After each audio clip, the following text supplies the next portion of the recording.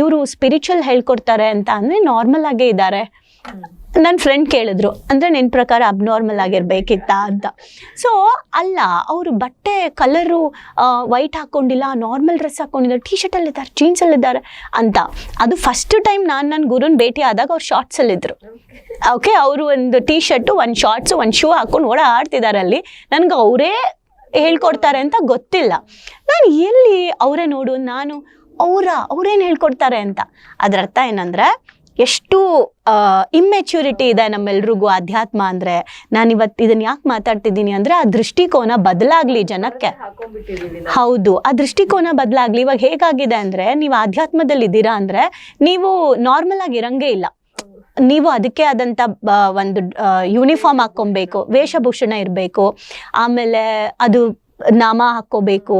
ತುಂಬ ಅಂದರೆ ಮನಸ್ಸಿನಲ್ಲಿ ಇರುವಂಥದ್ದು, ಆತ್ಮಕ್ಕೆ ಕನೆಕ್ಟ್ ಆಗಿರೋದು. ಈಗ ಆತ್ಮಕ್ಕೆ ಬಟ್ಟೆ ಇದೆಯಾ? ಆತ್ಮಕ್ಕೆ ಮೇಕಪ್ ಬೇಕಾ? ಆತ್ಮಕ್ಕೆ ಕಂಡೀಷನ್ಸ್ ಇದೆಯಾ? ಇಲ್ಲ, ಅದು ಫುಲ್ ಕಂಪ್ಲೀಟ್ ಫ್ರೀಡಮ್. ಆದರೆ ನಮ್ಮ ಕಣ್ಣಿಗೆ ಕಾಣಿಸ್ತಾ ಇರುವಂಥದ್ದಕ್ಕೆ ನಮ್ಗೆ ಅದೆಲ್ಲ ಬೇಕು ಅನ್ನಿಸ್ತಾ ಇದೆ.